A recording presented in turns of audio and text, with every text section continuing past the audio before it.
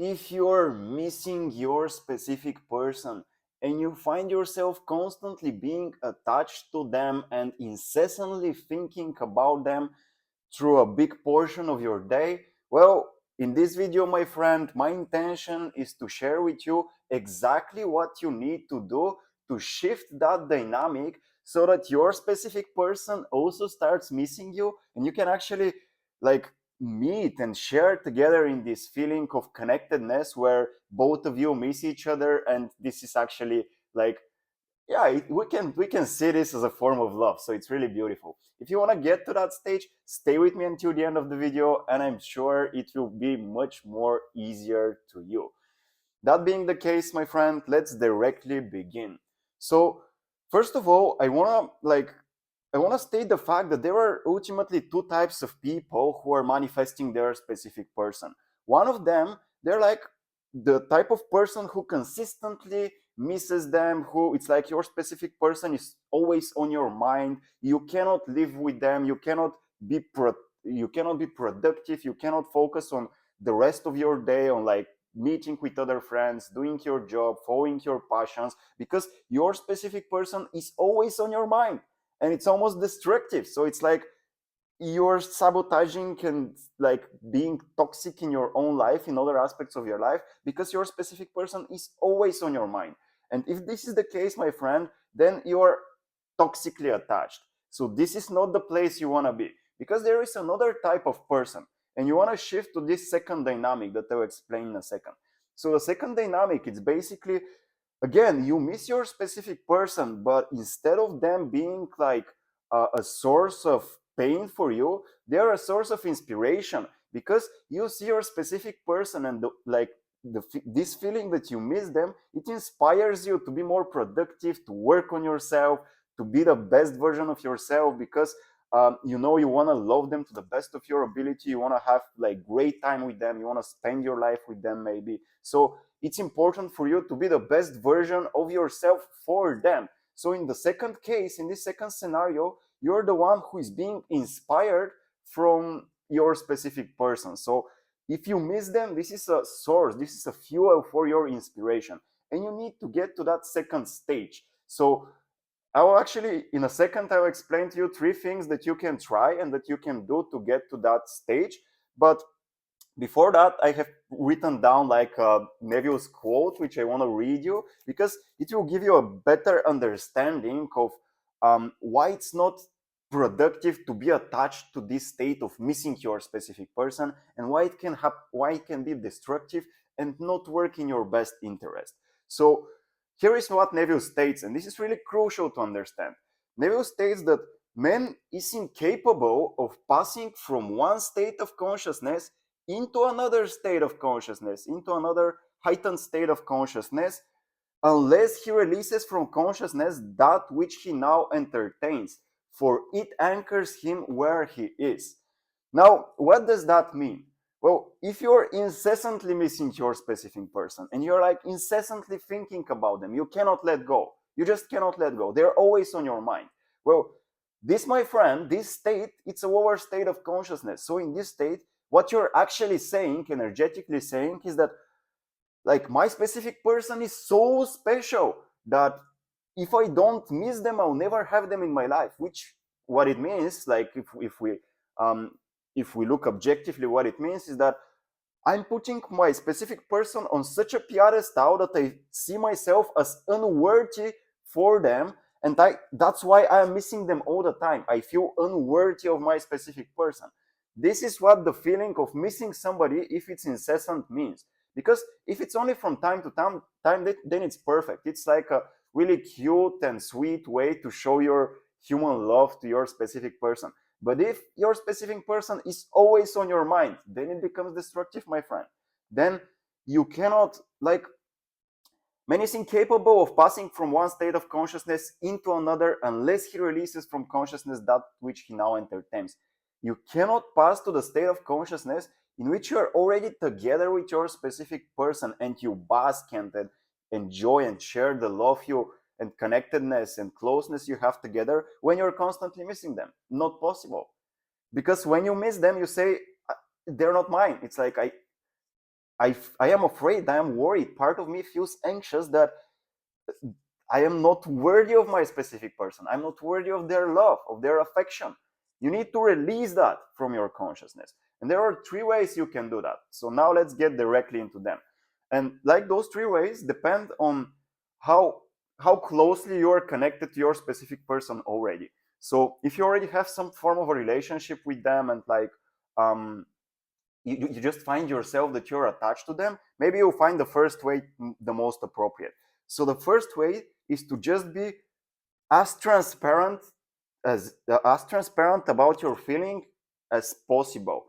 So, and this is already, if you know already that they like you back, and if you're already in some form of relationship with them, because when you're transparent that you miss them, and it's like, of course you don't need to be needy with that. So it's like you don't say that 100 times per day, but if you just say it every other day, this creates intimacy between you. It strengthens the emotional bond and connection. So this is something beautiful that you want to have, because it builds more rapport, it builds more closeness within the relationship. It like makes it more how was this word? Affectionate? Okay, let's use this word. I'm not sure if it is the right word, but affectionate. So it creates more sparks within the relationship, more reasons for you to love each other. This is the first thing you can try. But this wouldn't work. Now, this you shouldn't use that. You shouldn't be transparent with the fact that you're missing them if you have already said that like 10 times to them and they don't respond, because then you're just losing your self-respect. So this is not healthy again. Now, the second thing, if the situation is, let's say, you're more distant from your specific person and you want to create this closeness, then again, here we can use Neville's exercises. Remember, feeling is the secret. So anytime you find yourself incessantly incessantly missing your specific person, you can try this second thing, which is imagining just a mini scene in your mind where they tell you how much they miss you, and um, what would that like, and yeah, just imagining a simple scene where they tell you how much they miss you, and imagining what would that mean for you. So how would it feel if they really told you how much they missed you? And you imagine that every time you find yourself missing them. So it's like, instead of radiating that lacking energy as if your specific person is not yours and you can't have them, you instantly shift the state into, okay, I will get in presence, stop my mind for a moment, and just imagine in my mind what it would be like if right now I received a message from my specific person where they told me how much they missed me the last couple of days. How would that feel like? What would it mean for you, for me? Okay, so it's like it starts feeling beautiful inside. It's like, I'm feeling as if I'm special for somebody. I love that. Okay, this is great. And this feeling starts intensifying. So you always want to, again, shift the state of consciousness which you don't like. Again, when you just miss somebody all the time, it becomes toxic. So you want to release that from consciousness and exchange it by the other state in which they tell you how much they miss you. Because like this way you start feeling the love inside of yourself by yourself. So it's like you create that love for yourself. It's a self, you're loving yourself because you're creating an imaginary scenario in your mind in which your specific person tells you how much they miss you, and you have created that for yourself. So it's like you're not chasing anymore, you're radiating that energy because you create that love and you start radiating it from the inside, and then you become grateful about hearing them say how much they miss you. So this is the second thing you can try. And then this is, again, for situations in which your specific person might be a little distant to you. And then there is a third practice that you can try. This is the one that I love the most. And this is the one that in the long term, it will like make you a secure person in dating, in relationship. So you move from anxious attachment style to a secure attachment style, which is a topic for another video, which I'll make soon in the channel. So subscribe to the channel if you're new. But if you're an anxious attachment style, you need to move to secure attachment style if you want to have a long-term relationship with your specific person. Because otherwise, if you even attract them to yourself, well, the hardest part, my friend, sorry to tell you, but the harder part is to keep them in your life and to build this emotional depth and connection and long-term relationship which you can enjoy for years to come. So this third practice, it will help you do exactly that if practiced consistently. So the third practice is basically let go of the feeling. Let go of the whole feeling. Let go of the whole paradigm, the whole perception, the whole idea that you can miss somebody. Because it's like ultimately it's not possible. There is no separation. Now we can go a little bit deeper into the metaphysical and spiritual aspects of what I'm about to share, but maybe not in this video. But since consciousness is the one and only reality, I'll just go around it briefly. Since consciousness is the one and only reality, well, then this means that it's like I have consciousness, you have consciousness, our consciousness is, it's like it can have different content inside of it, but the fact that we are conscious is the same. So you cannot miss somebody else who is also conscious because they're also conscious. And it's like you merge, you meet inside of this consciousness. So why would you hold the feeling of missing somebody when you can let it go? And by letting it go, what does that mean? Well, try this with me for a moment. Letting it go means that instead of thinking about how much you miss them and how much you want them to contact you, you get into your body. So it's like you shift your awareness from your mind inside of the sensations of your body. And you might start feeling maybe a restricted feeling somewhere in your stomach. Maybe you start feeling some pressure in your heart. Maybe you start feeling pressure in your like chest or in your shoulders. You start feeling these sensations. And by feeling them, this is how you let go. You let the feeling be, and by letting it be, you let it go. So eventually, by staying with the sensations for a long enough time, you find yourself that you also let go of the thoughts that are related to those sensations. And then if you're missing somebody and if you're consistently missing them and you start letting go of this sensation, then you reach the point in which you actually start feeling secure and confident within yourself that, well, maybe by giving a little bit of space to your specific person, they'll come back to you showing their love, because it's like now you're not suffocating them. And this is why I told you, like, this is the best practice you can embody if you're looking for long-term relationships with your specific person. So because you need to feel secure and confident within that relationship. Otherwise, how would it be a long-term relationship if you're constantly anxious? Think about it. Like, can you sustain a long-term relationship with a partner who is always anxious about losing you? Not possible, right? It makes it much more challenging. It's childish. It's not mature. Sorry to tell you this, but eventually you have to realize it on your own. So better take it from me and not waste so much time suffering. So yeah, the third practice is anytime you start missing them, instead of thinking of all the thoughts of how I can manipulate them, how I can make them miss me, how I can ensure the fact that they are thinking about me, all of this is a form of subtle manipulation if you are really honest and objective. And then the third practice is basically accepting the fact that you can stay secure and safe within yourself and confident that you're already worthy of love for the sole fact that you exist. And when you accept that you're worthy of love by letting go of the feeling of missing somebody, because when you miss somebody, you're almost saying like, I cannot feel love unless they love me.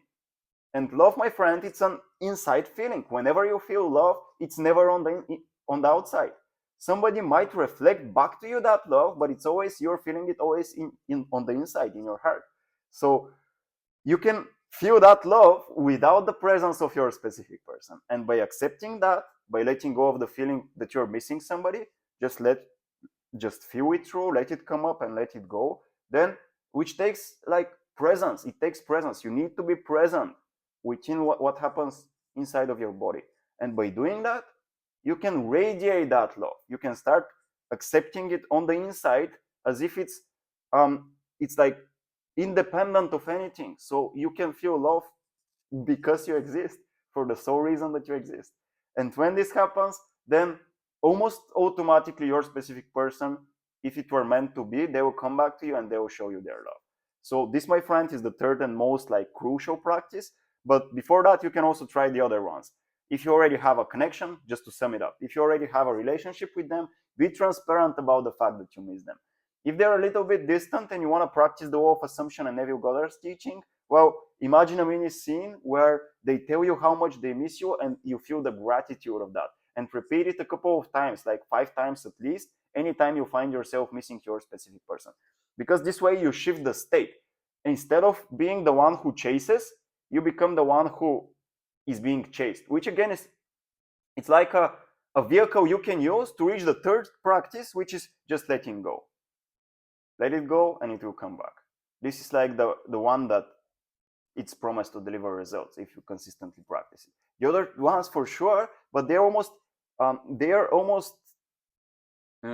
evolving to this third one. So this one is the most consistent one, the letting go practice. That being the case, I shared everything I wanted to share with you in this video. So let me know if you liked it by liking it. Comment down below. Let me know what's your experience. Also, if you're new to the channel, to the Soulful Relationships channel, I'm Daniel. Nice to meet you. Subscribe, because this channel, like my intention here, what I'm doing is that I want to help you experience the best relationships ever, like the most conscious, uplifting, and meaningful relationships ever. So if this is an intention of yours that you share with me, subscribe, and I would love to see you around.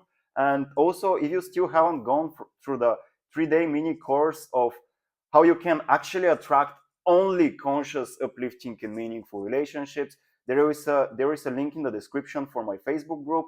And when you join the Facebook group, you get instant free access to this mini course, which you find really useful if this is an intention of yours.